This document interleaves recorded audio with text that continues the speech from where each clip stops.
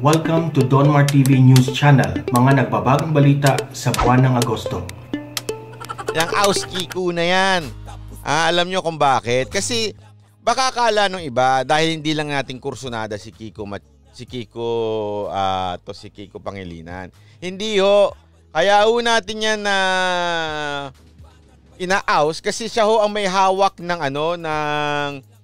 ng chair o siya ang pinaka-head doon sa Senate na nag-aano ng constitutional reform. Sabi ko nga, paano mo i-chair yung isang bagay na negative ka na kaagad? Hindi mo man lang pakikinggan. So sablay talaga. Ang hindi na sa akin okay. Syempre gusto ko ma-aus siya as senador. Pero hindi naman yan ng primary. Ang sinasabing aus Kiko na yan ay dahil lang hindi siya yung sapat na tao na mag-head nung chairmanship nung na yon, yung committee na yon. Kasi isipin mo parang parang ABS-CBN, di ba? Hindi pa nadidinig sa Senado, gusto na nilang ipasa. Dito sa constitutional reform, hindi pa nadidinig, binablanko na nila. Sandali, ano pa ang silbi ng taong bayan sa inyo? Yun lang kasimple ho yun Alam nyo, I don't have problems kung your opinion. Kaya lang you're a senator. You're a senator. You represent the nation, the people of the Philippines. Kaya nga, ang senator, tandaan natin representative din sila. Unlike yung congressman, nire-represent nila yung district nila. Pag senador, nire-represent nila yung buong bansa. Ang hindi ko nga maintindihan, bakit yun nga isa sa mga sablay ng konstitusyon. Dapat ang senador, nire-represent niya yung certain region. Hindi yung buong bansa, 12 ang senador. Parang wala yung purpose. Anong nire-represent mo? Lahat sila nire-represent yung buong bansa. 12 sila. Dapat hati-hati.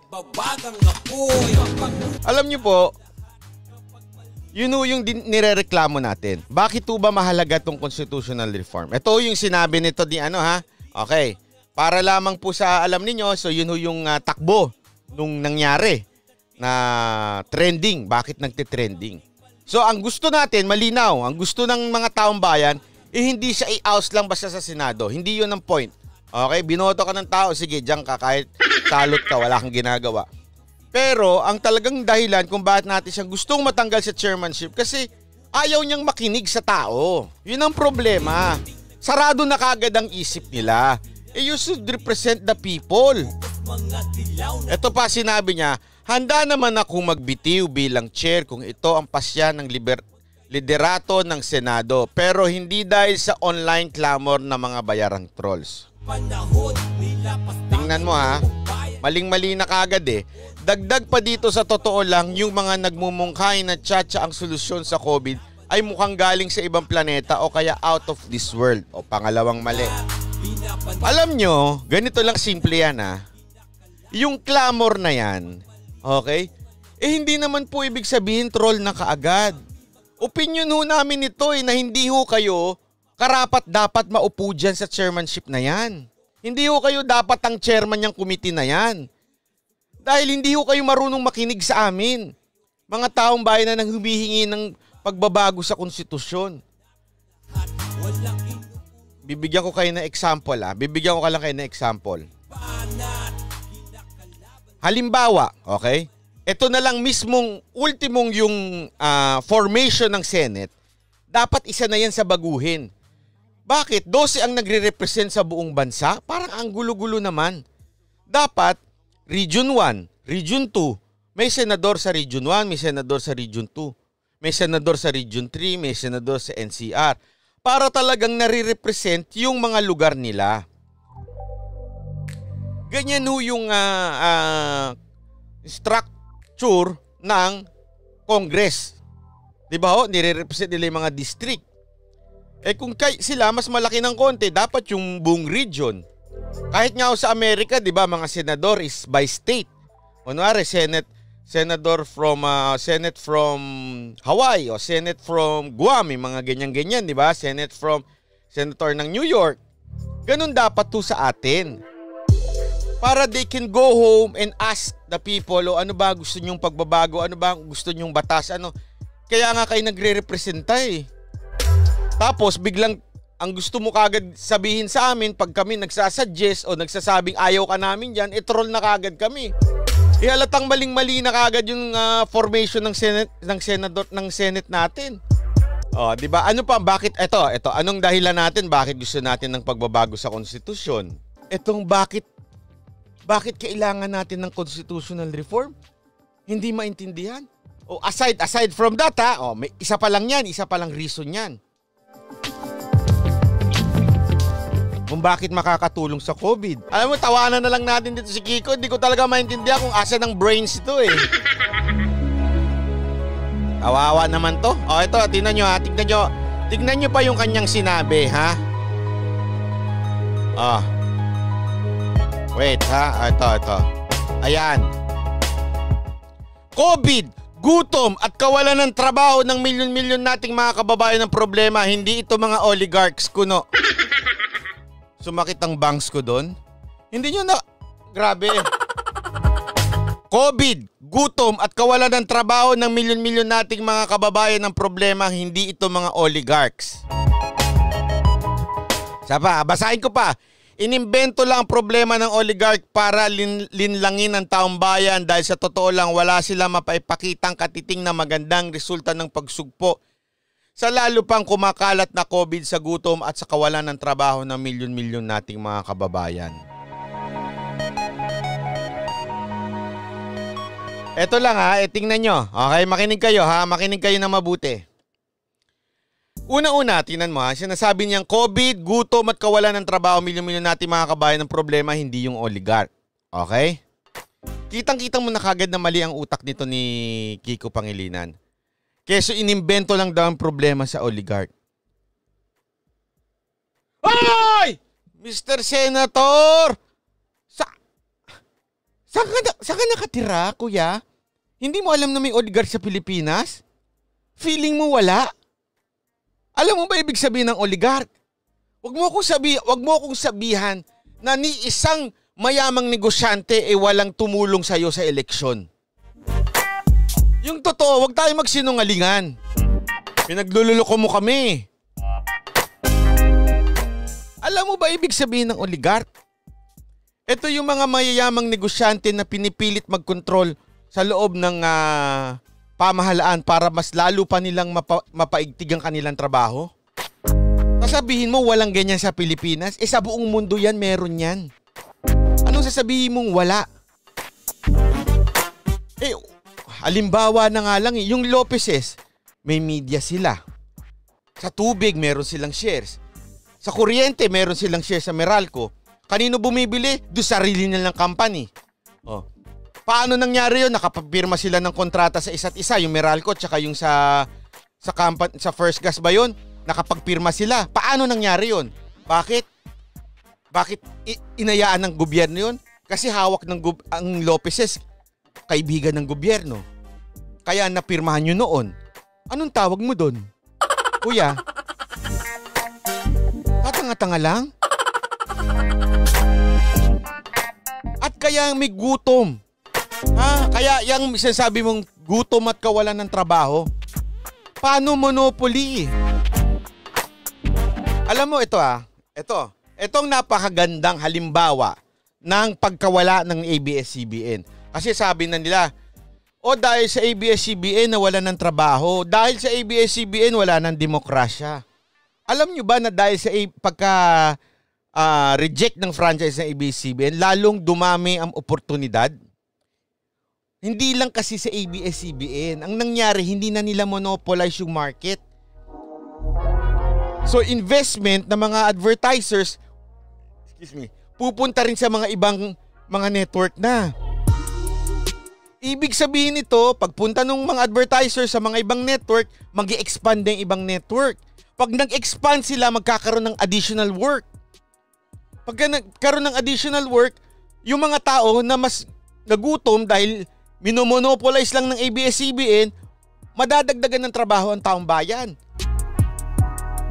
Tapos pagdating ho naman sa freedom of speech, demokrasya, mas magkakaroon ng boses yung mga maliliit na mga kumpanya, mga network. Bakit? Nawala kasi nagmo-monopolize eh. Sobra na nga monopoly ang ginagawa ng ABS-CBN eh. Halimbawa, di ba noon nung wala yung TV5, sobrang sobrang talagang sila lahat nagsisiksikan doon. Ang labanan lang noon, Kapuso at saka Kapep. Kapamilya, Kapuso at saka Kapamilya. Nag-aagawan lang doon. So no choice yung mga artista, wala sila mapaglabasan na iba, lalo na yung mga nagsisimula pa lang. Nung lumabas yung TV5, natuwa yung mga baguhang artista. Bakit? May isa pang network eh. Sabihin mo, paano yan ngayon? Nawala na yung ABS, so mawawala na yung mga trabaho. Hindi ho. Sigurado ako, in the future, mas maraming mga lalabas na mga network. Ngayon, syempre, medyo nayanig eh, na nagsabi nga shaken na-shaken yun, di ba yan yung sinasabi ni Speaker Cayetano na na-shaken daw yung oligarch. Natural na wala yung ibang business, nagtanggalan ng stocks. Pero ngayon, pera yan eh, hahanap yun ang paglalagyan nila. Nakahanap kung saan sila pwede. May pustahan tayo, may mga network na mag-uusbong dahil hindi na monopolize ng ABS-CBN. At marami na rin, isipin mo ilan ng mga nawalan ng trabaho? Yung totoo 4,000 sige 4,000. Pero sure ako, pag may mga nagtayo pang mga ibang network na bigyan ng chance sa ibang network, paano sila makakapagtayo? Anong kinaugnay ng ABS-CBN? Makakapagtayo sila kasi yung mga sponsor, mga advertisers, maghahanap na ng ibang mga network din kasi hindi na nila mailagay sa ABS. So dahil doon, may mga matutulungan mga bago. Mabubuksan na yung mga ibang mga network, mga maliliit. So magiging opportunity sa tao to. Pero siyempre, not now. I'm not saying it's going to be now, pero in the future. Myra, sabi ni Myra, dahil sa oligarch, 2 to 3, pinagpipilian lang natin ng internet. Sarap sipahin ng mga, isa pa yan. Di ba halimbawa po yan? Tapos, kita mo kung paano nila minomonopolize. Di ba yung Smart at Globe? Itong Smart at Globe, di ba? Sila lang. Nung na-awardan si Dennis Uy na magtayo ng third telco, binanatan siya ng binanatan sa media, di ba? Tingnan nyo hindi nyo mapansin yun? Ano mang ginawa nung tao? Ito hindi ko kakilala yung tao, okay? Pero ano ba kagad ang ginawa niya? Porket mayaman lang na negosyante sa Davao? Illegal na kagad? Ano ba? Wala naman siyang ginawang illegal eh. Nadidistract ako dito. Sandali, tanggalin na nga natin the sig.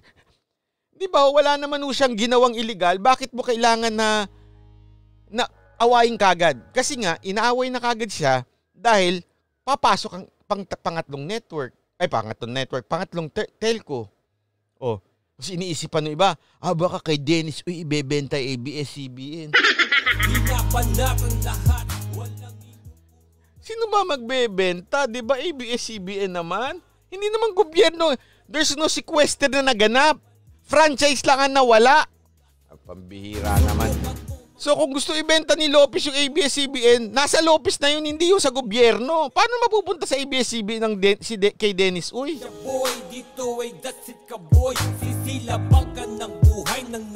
Chinese daw, yung mga ganyan. Tapos kesyo may lumabas daw na Chinese na ano ba yun? Tumawag daw. Sabi ko, ano ba yun? Ang dali-dali naman gawin yan. Ang dami-dami nating kaibigan na Chinese. Tunwari, magtawag ka, tapos ire-record ko, tapos lagay ko dito, Lagay ko sa internet, sabihin mo, ikaw na may-ari ng ABS-CBN, Ang dali-daling mga ganyan. Huwag naman kayo huwag naman tayong gullible. Pati doon kay, yung reporter na kamukha ni Pamato. Itsura pala, kamukha na ni Pamato. Pag magsalita, kamukha na din ni Pamato. Sigurado ako, utak din nun. Utak ni Pamato. Kaya naman masyado. Hindi, pasensya na. Pero meron talaga pong mga nagme-message na sabi nila, Banat, sa tingin, baka, anong masasabi mo dito? Basta masasabi ko lang dyan, fake news. Halatang halata naman po. Sobrang halata naman. Hindi na natin kailangan. Tingnan mo naman, sa dami ng ito, tanungin nyo sarili nyo. Sa dami ng kukuning editor-in-chief, ang kukunin pa yon. Yung oposisyon pa ang kukunin, na alam nilang oposisyon na bumabanat ng matagal na dun sa gobyerno, ang kukunin pa nila, na kesyo galing sa Chinese, kesyo sa gobyerno, tapos ang kukunin nila oposisyon na editor. Ano ba? Utak naman. Itong mga tulonggis na mga nagpapakalat dito, gagamit na lang ng tao yung may tililing pa. Paglalaban namin ang kapakanan ng lahat. Babalikan natin si Kiko. Nakakasawa kasi mukha ni Kiko eh. Sorry pero yung itsura nyo. Medyo nakakasawa, nakakaano. Kaya huwag masyadong dyan ha. Minsan segue tayo sa usapan. Hindi kanina kasi nakita ko yung interview ni DJ Chat. DJ Chacha na yun. Iyak-iyak siya. Alam mo, at hindi naman sabi ko nga ang sama ako naman na medyo napangiti ako. Hindi, alam niyo kung bakit. Ba't ako napangiti? Nung nakikita ko umiiyak-iyak siya sa interview ni Filon. Kasi dati, ang yabang-yabang niyan, panay ang banat niyang kay Mocha. Kahit si Mocha, hindi pinatulan ni Mocha yan. Ang banat ng banat yan eh. Hambugera yung babae na yan eh. Tira ng tira yan sa Twitter nung kay Mocha. Tingnan niyo yung mga luma niyang post. Tapos ngayon, iyak tawa siya. Dahil mawawala na MOR. Kasi sana kung kung hindi mo binanat-banatan siguro si Mocha, baka hindi na natadhana kayo. Nilait-lait nyo yung tao, nananahimik. Diba? Totoo eh. Tapos ngayon, iiyak-iyak tawa kayo dyan. O sama-sama kayo noon.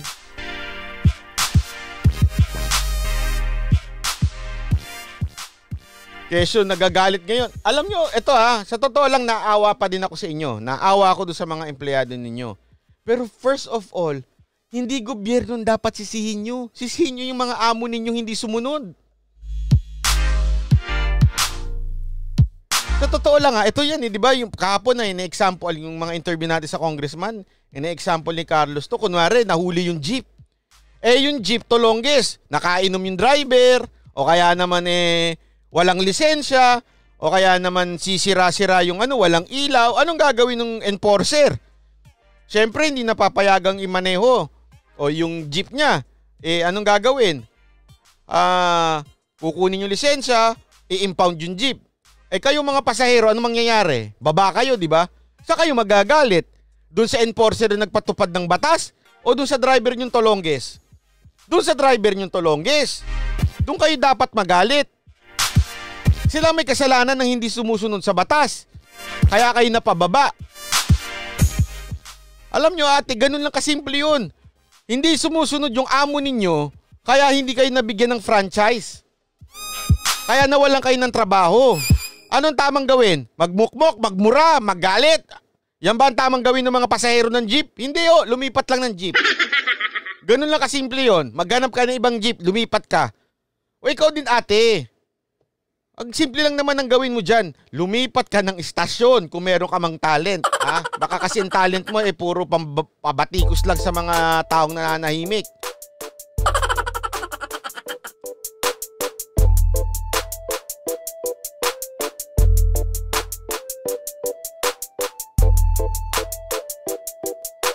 Tapos yung mga bali-balita na nag-iskapo na raw si Lopez, wala na daw sa Pilipinas.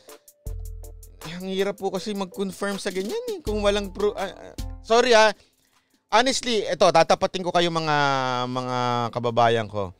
I'm the vlogger na hindi mahilig maglabas ng hindi ko na-verify at wala akong information na ako mismo ang nakakaalam.